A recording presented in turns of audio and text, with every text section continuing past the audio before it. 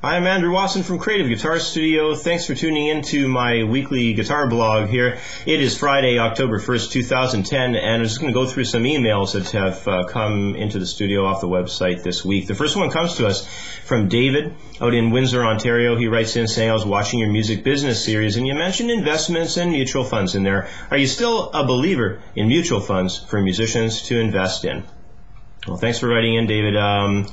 At this point in my life, no, I am no longer investing in mutual funds. I did have money in those. I had stock market funds and so forth over the years, and then I moved a lot of money after the crash. I moved it into precious metals, and I did quite well. But then I pulled all that out before the collapse of Greece, so luckily. So, I mean, you know, I have my money invested differently now. I have a lot of treasuries. I have a lot of money in basically currency. I like the Australian dollar. I like the Canadian dollar.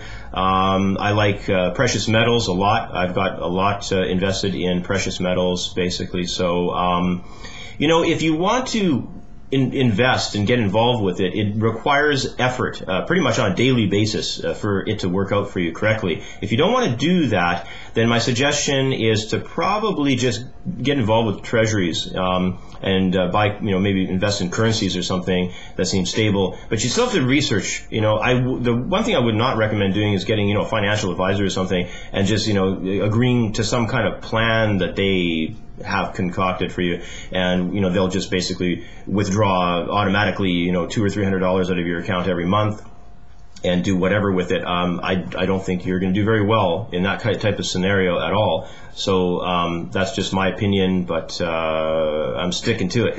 Let's go to the next question. It's from LeAnne in Sioux Falls, South Dakota. She writes in, I want to record a full-length CD. It is my dream, and I believe my music is so unique and full of real experiences that I will get signed and become huge.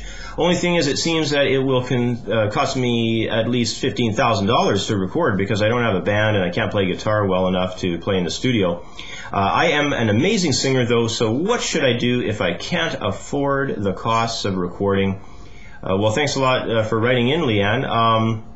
I think, you know, it doesn't sound like you have a lot of experience, and it doesn't sound like you've researched the industry very much. You know, you don't want to go into this with blinders on and think the entertainment industry is like, you know, the same as it was, say, in 1985 or something. Any signed artists that I have had a chance to talk to are trying to actually leave the labels. They're seeing their hard work and their royalties and their money basically being taken away. And it's sort of a scenario where, let's say you write 10 songs and you hand them off to the label and they'll say, none of these are good enough, write more. And then you go on and write more and more and more. And let's say you've written like 50 or 60 or 70 songs and maybe they like one of them and they just tell you to keep writing. That's an enormous amount of work. Just trying to satisfy somebody, you know, sitting behind a desk wearing a suit and, you know, probably has a list of criteria that he's going by of whether a song is going to work or not. It's just so all, you know, unreasonable overall. So I would say a better route to go is after you have yourself assessed by, you know, some professional musicians and producers. I mean, I've had a lot of people come through my studio over the years where they figure they're fantastic musicians, and you know I'll put a metronome on. They can't even tap their foot in time to a beat. It's pretty shocking to some people if they get assessed more or less by a professional musician or a producer in a studio or something, and they realize that what they thought they had for talent was just so minimal and nowhere near the level that they really got to be at. If you do have the talent, though, you know, the way I suggest going at it is don't go and record a CD for, you know, $15,000 or $18 or $15 or whatever, $20,000, however much money there. Don't go and do that. Record some demos, work with some people, and basically get to the point where you've got some experience in the studio and you can start forming your band and do it slowly, and maybe over 15 or 20 years, you know, you'll establish yourself a career. By that time, you know, you'll probably be in enough, you have enough touring behind you and have been in enough press situations and maybe won a few awards for your work and so forth, and you'll be able to build a career from it.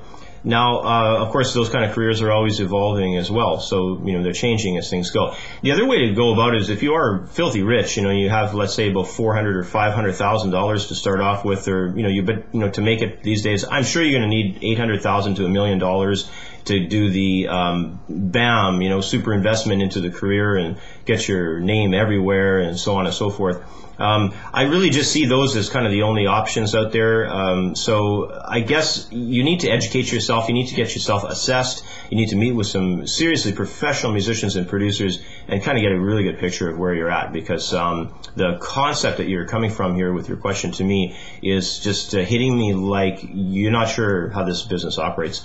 Let's go to the next question. Is from Ron in Seattle, Washington. He writes in saying, "Hi Andrew, I started teaching guitar this year and I've already had a student rip me off and not pay. Oh boy.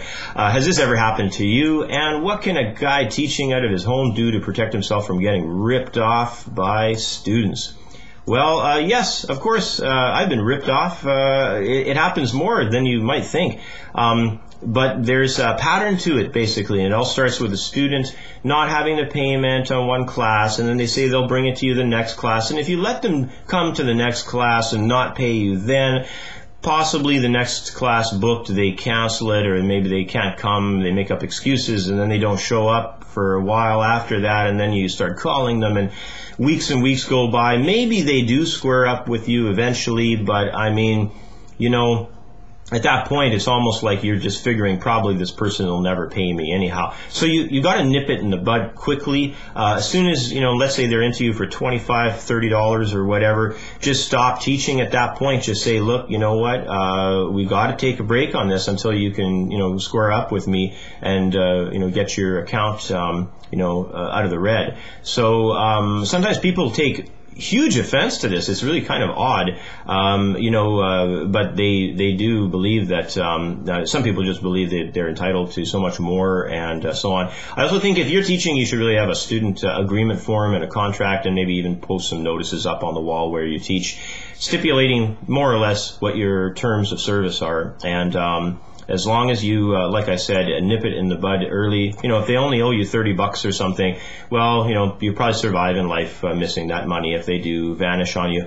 But the problem is most music, scenes are pretty small. So, I don't know why people act like that, because you'll probably run into them down the road, whether it's at a gig or at a concert or even at the local music store. It's beyond me why people behave that way, but they do. So anyway, that's about all the time I have for today. Thanks for tuning in, everybody. I'll be blogging again next week. So until then, take care. Bye for now, and we'll see you next time.